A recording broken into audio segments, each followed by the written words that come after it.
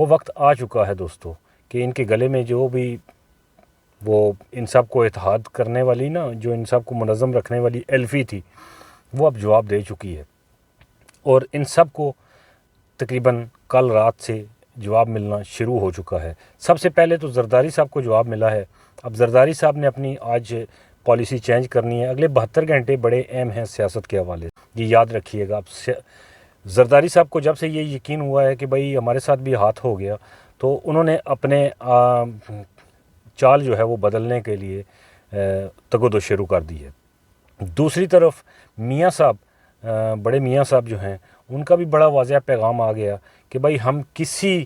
بھی اتحاد کا حصہ نہیں ہیں۔ اس کے بعد آنے والے دور میں یا آنے والی سیاست یا آنے والے الیکشن جو ہیں، وہ انشاءاللہ نون لیگ جو ہے وہ بھرپور طریقے سے پورے ملک میں لڑے گی، اور اپنی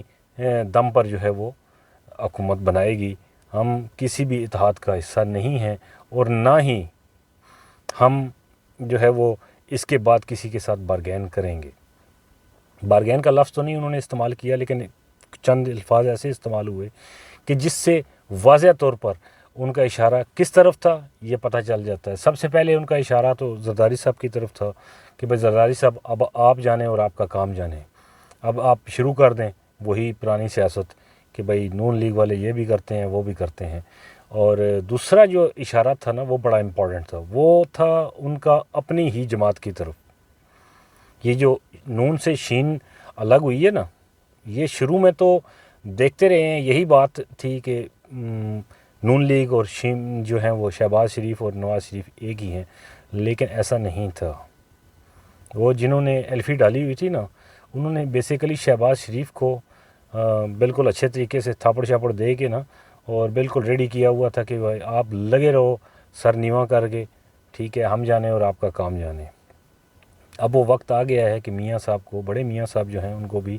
اس بات کا، مریم نواز کو بھی اس بات کا احساس ہو گیا ہے کہ بھائی شاید گیم جو ہے وہ ہمارے ہاتھ سے نکل چکی ہے۔ اسٹیبلشمنٹ یا جو بھی طاقت تھی بیک پہ، یا جو بھی سوچ تھی، جو بھی لوگ تھے، انہوں نے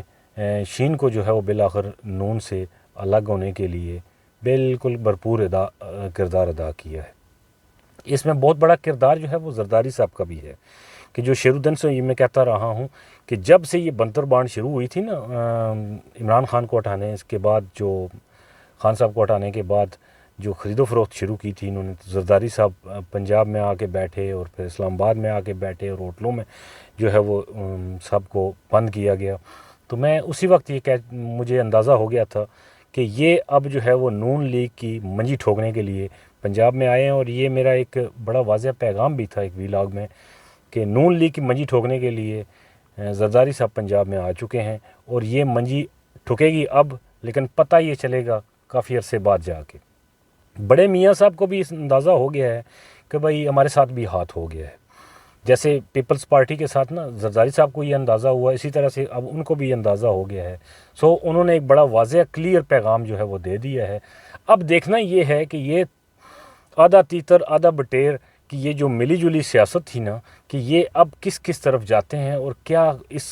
یہ جو رخ اختیار کرتے ہیں سارے، اور ان کا فیوچر کیا ہے۔ فیوچر ان کا انشاءاللہ میرا وقت یاد رکھیے گا کہ بڑا ہی خطرناک قسم کا ہے۔ ان سب کو اس بات کا اندازہ نہیں ہے کہ ہمارے ساتھ کیا ہونے جا رہا ہے، اور یہ پہلے بھی ان کو اندازہ نہیں ہوا، درمیان میں بھی نہیں ہوا، اور اب بھی نہیں ہو رہا۔ اب بھی اس لیے نہیں ہو رہا کہ یہ اب بھی ڈیلنگ ٹیکٹس جو ہیں وہی آزما رہے ہیں، ماس وائے اس کے کہ عمران خان سے جان چھوٹ جائے، پی ٹی آئی سے جان چھوٹ جائے، کسی طرح سے وہ ووٹ بینک اس کا ٹوٹے، ہمارے پاس آئے، اور پھر ہم جو ہے وہ الیکشن میں جانے کے قابل ہوں۔ بندے ٹوٹتے رہتے ہیں، جاتے رہتے ہیں، جماعتوں میں آتے بھی رہتے ہیں۔ یہ پاکستانی سیاست ہے، یہ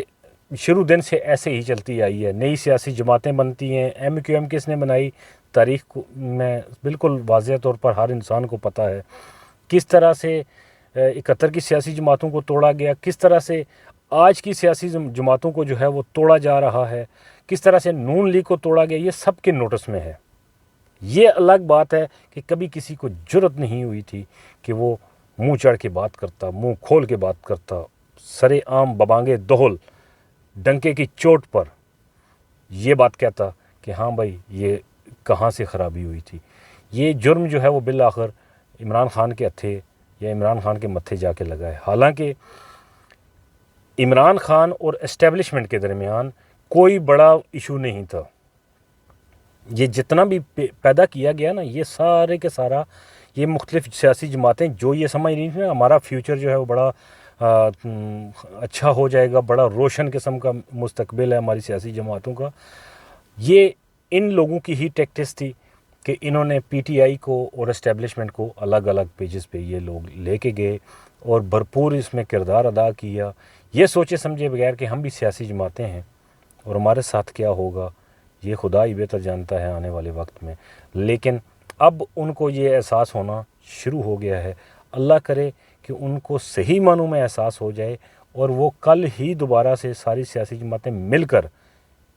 عمران خان کو آ کے کہہ کر یہ الیکشن کی طرف جو ہے وہ جانے کی کوشش کریں. کم از کم اپنی ساکھ جو ان کی تھوڑی بہت کوئی رہ گئی ہے نا سیاستدانوں کی پاکستان کے اندر، اس کو برقرار رکھیں، اس کو مینٹین کرنے کی کوشش کریں، اسے بڑھانے کی کوشش کریں. یہ نہیں ہے کہ ساری زندگی جو ہے وہ لائی لگوں کی طرح، اس کو کہتے ہیں لائی لگ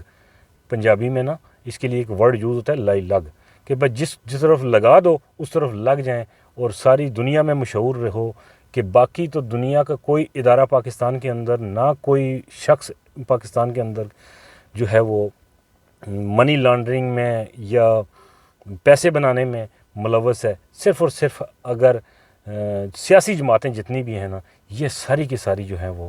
ان سارے مطلب قصور جو ہیں نا ان سیاسی جماعتوں کے ہیں. کاش یہ ان سیاسی جماعتوں کو یہ بات سمجھ آ جائے اور اب بھی وقت ہے کہ توبہ طائف کر لیں اور واپس عوام کی طرف لوٹ جائیں اور پھر ڈٹ کے مل جل کے جو ہے وہ اس مشکل وقت سے نکلنے کی کوشش کریں. دوسری طرف دوستو اسحاق ڈار صاحب جو ہیں وہ اب آتے ہیں چھوٹے چھوٹے ٹوٹکے پیش کرنے کی کوشش کرتے ہیں کہ نہیں بھائی انڈسٹری کو ہم نے یہ بھی دے دیا، فلاں کو یہ دے دیا، اوورسیز کو ہم نے یہ دے دیا. تو 6-7 ایسے بڑے بلنڈر ہیں جن کا میں پہلے بھی آپ لوگوں کو میں نے ان کا تفصیلی ذکر اس لیے نہیں کیا کیونکہ مجھے پتا تھا کہ پاکستان کے اندر وی لاگ کرنے والے ٹی وی اینکرز اور دیگر لوگ جو ہیں نا اس کی وضاحت اب کرتے رہیں گے، تفصیل میں جانے کی ضرورت نہیں ہے. لیکن میں نے مختصراً پہلے دن ہی یہ بتا دیا تھا کہ اس کے اندر بہت بڑے جھول ہیں، بہت بڑے بلنڈر ہیں اور یہ بجٹ جو ہے نا یہ ایک منی بجٹ کہا جا سکتا ہے کہ 3 مہینے کا یا 4 مہینے 6 مہینے میکسیمم اس کو چلا سکتے ہیں وہ لوگ، وہ بھی جو ہے وہ اس میں تھوڑا بہت اپ ڈاؤن کر کے. اسی طرح سے اب اسحاق ڈار صاحب جو ہیں وہ بہت ساری چیزوں میں واپس کریکشن کے لیے بھی ٹی وی پہ آ کے کہتے ہیں کہ فلاں ٹیکس ہم نے نہیں لگایا تھا. جیسے انہوں نے کہا کہ دودھ پہ، بچوں کے دودھ پہ جو ہے وہ 9% میں نے بڑا خبریں چل رہی تھیں اور یہ ہو گیا اور وہ ہو گیا. حالانکہ انہیں یہ پتہ تھا کہ جیسے ہی وہ یہ خبر دیں گے نا کہ 9% میں نے بچوں کے دودھ پہ ٹیکس لگا دیا ہے تو رائٹ وے گوالا ایک عام جو محلے میں دودھ بیچنے والا ہے اس نے بھی اگر دودھ 200 کا ہے تو 300 کا کر دینا ہے، اگر 300 کا ہے تو 400 کا کر دینا ہے. اور یہ ہو گیا. جیسے ہی یہ ہوا تو اب اس سے جان چھڑوانے کے لیے وہ واپس ٹی وی پہ آتے ہیں اور اس طرح کے بہت سارے بلنڈر ہیں. ایک چھوٹا موٹا کام نہیں ہے، یہ بجٹ جو ہے وہ ان کو دوبارہ سے ریوائز کرنا پڑے گا. لیکن کیا سوچ کے، یہ 2 چیزیں میں نے آپ کو بتائی تھیں، پھر ریپیٹ کر دیتا ہوں کہ پہلی سوچ ان کی یہ ہے کہ کبھی بھی جب بھی ہمیں جو ہے وہ آرڈر ملے گا نا کہ بھائی چلو فارغ، تو پھر ہمیں الیکشن میں جانا پڑے گا. اسی لیے انہوں نے الیکشن کے لیے بھی مخصوص کوٹا رکھا ہے. الیکشن کے پیسے جو ہے نا الگ سے انہوں نے مختص کر دیے ہیں، اس کا جو بجٹ ہے وہ انہوں نے بنا دیا ہے. دوسرے نمبر پر انہیں یہ بھی پتہ ہے کہ اگر یہ نہیں ہوا ہمیں تھوڑی دیر کے لیے چلنا پڑ گیا مزید 6 مہینے سال، جیسے ان کی ایک سوچ ہے کہ سال ایک جو ہے وہ مزید چلا جائے، ٹھیک ہے، تو پھر ہو سکتا ہے کہ آئی ایم ایف کو منت ترلا کیا جائے اور آئی ایم ایف مان جائے. اگر آئی ایم ایف مان جاتا ہے اور آئی ایم ایف ہمیں کچھ پیسے دے دیتا ہے، کچھ قرضہ دے دیتا ہے تھوڑا بہت، تو پھر ہم اس کو ریوائز کر کے تو دوبارہ سے جو ہے وہ اس کو منی بجٹ کے طور پر پیش کر لیں گے. فی امان اللہ. دعاؤں میں یاد رکھیے.